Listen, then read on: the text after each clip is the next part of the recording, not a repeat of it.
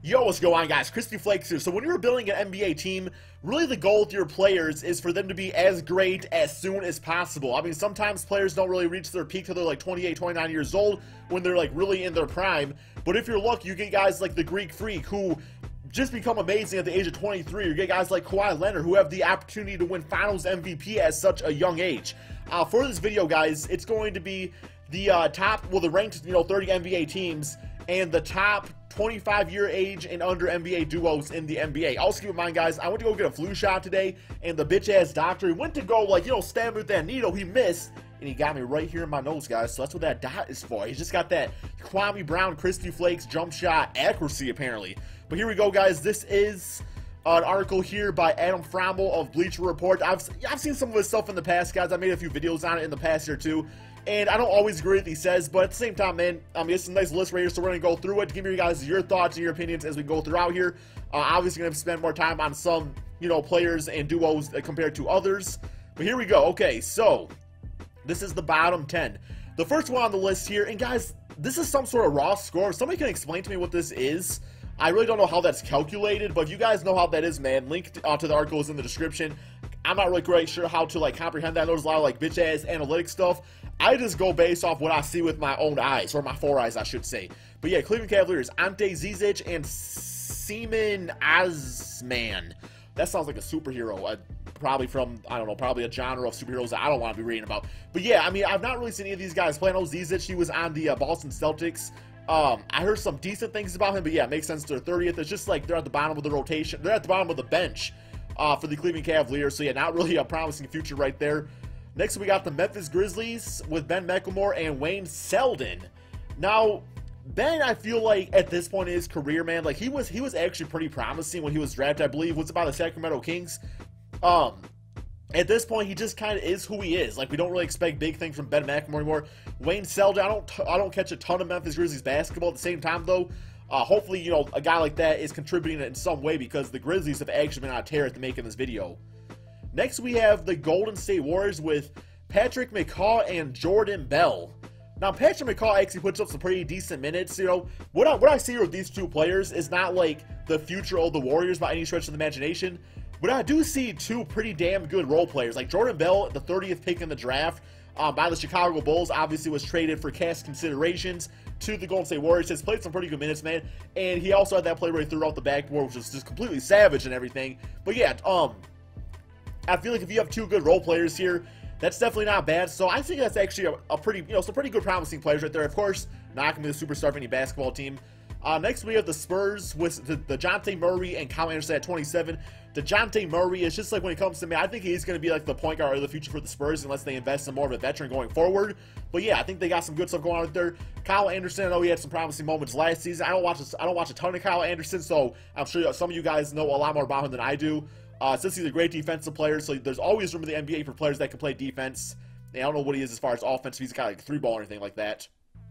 Clippers, we got Austin Rivers and Montrezl Harrell. Well, the way freaking Doc Rivers plays his son Austin Rivers, the man, you might as well think he's Chris Paul out there because that's how Doc treats him at times. Montrezl Harrell, once again, I see guys that are just good contributors, but definitely if you're thinking about the long-term success of your team, you're definitely not thinking, oh man, Austin Rivers, he's got our back in the future to win NBA Finals.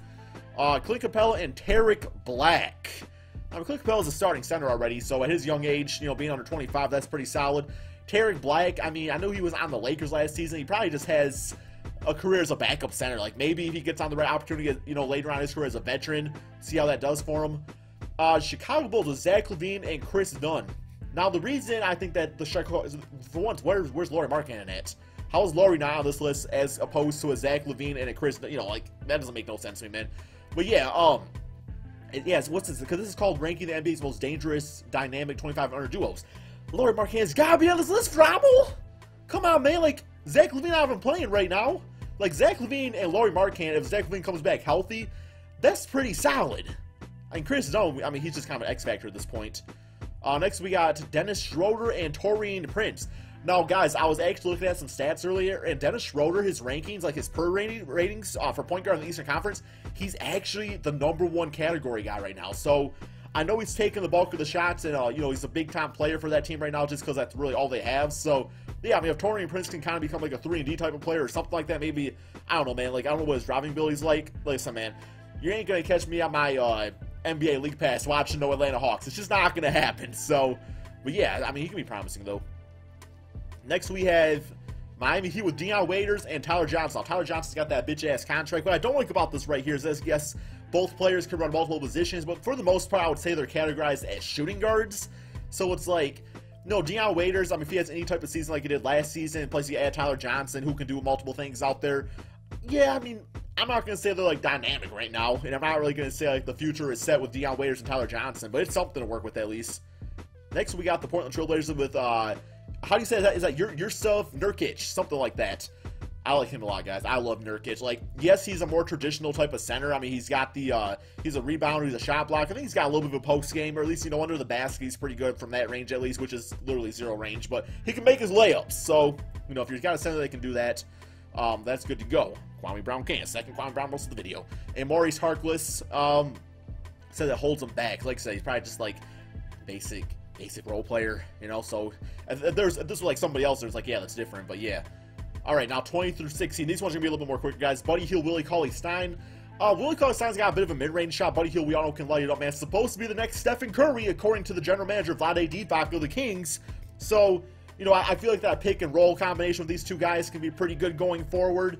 As of right now, I mean, the Kings, you know, they need a few years under their belts before they really, I don't know, man, become anything in the NBA. Of course, once again, how do you not got De'Aaron Fox on that list? Like, De'Aaron Fox and Buddy Hield sounds more dynamic than Buddy Hield and Willie Cauley-Stein, but it's just my opinion.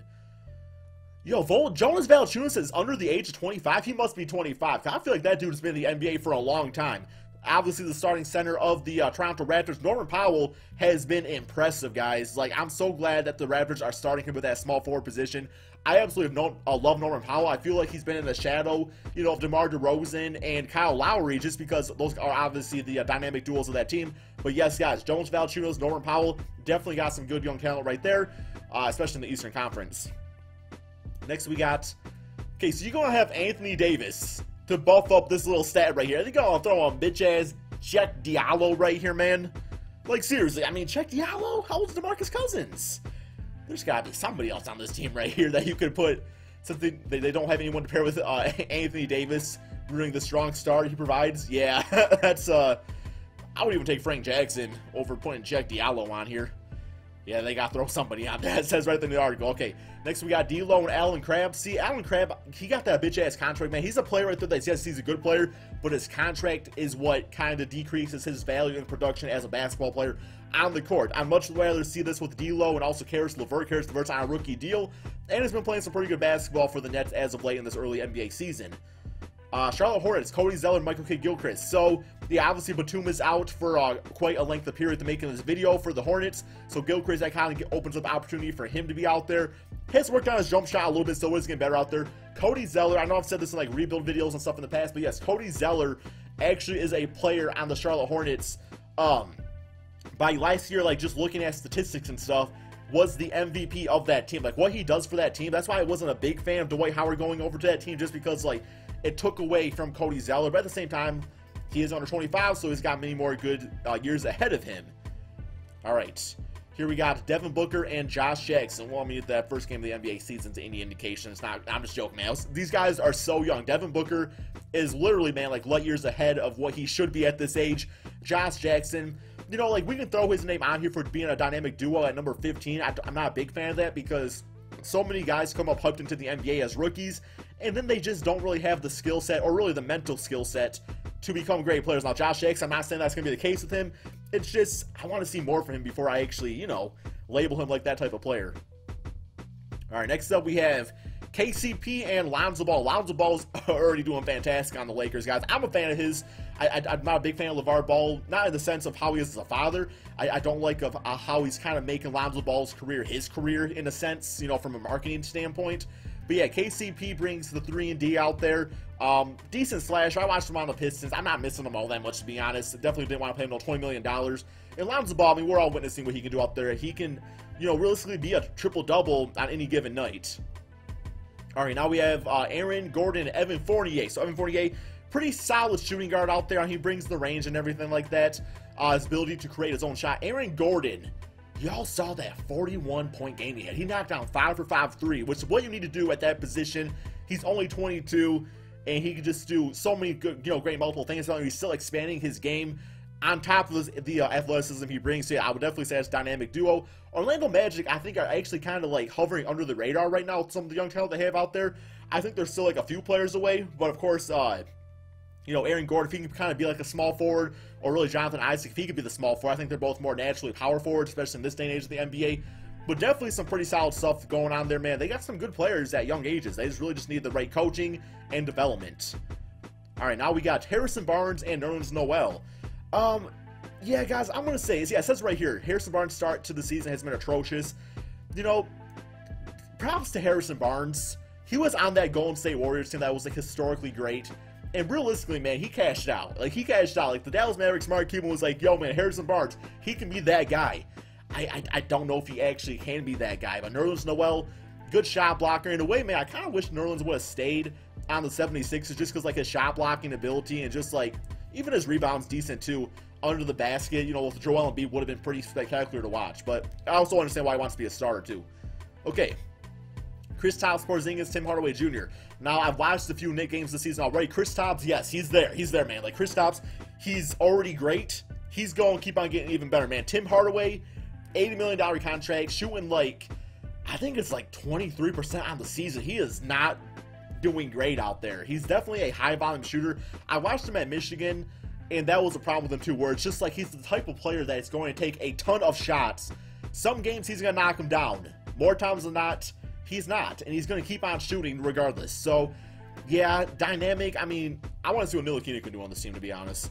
All right, Miles Turner and Victor Oladipo. Yes, guys, if you are a Pacers fan, you are sitting well right now. Oladipo, yes, he played on the Thunder with the ball hog and Russell Westbrook. He was ball hog last season. Obviously, he had to be because it was just that type of team. Oladipo, though, he's a great player, guys. Like, Oladipo, he's doing so many good things on the Pacers right now, and just, like, their offense has been on point. And Miles Turner, I don't know, man, I saw him block somebody's shot, chase it, run down the court, catch the alley-oop, come back, block another shot, catch the three ball. Miles Turner is a jack of all trades. So, yeah, definitely love.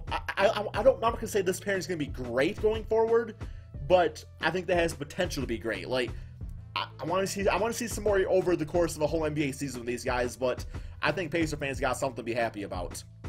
I've not seen my Pistons yet, which I'm very surprised by, because does that make them top 10? Next we got Steven Adams, Andre Roberson.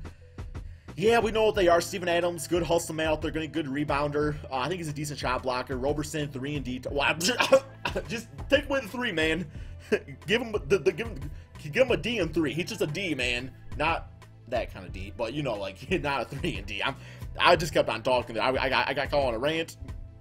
Roberson, you can't shoot. I'm sorry, you can't shoot. All right, Boston Celtics, Kyrie Irving and Marcus Smart. So this must be talking about like this NBA season instead of the potential. But even so, man, like I would not put Marcus Smart there. I would put Jaylen Brown, who yes, I think he might be leading the team in scoring right now. If not, he's like top 2 or 3. I think he's averaged about 19 points per game, like picking up the slack for Gordon Hayward out there. Not sure why they got Marcus Smart on this list. Like Kyrie Irving, yes, obviously under 25, one of the best point guards in the NBA.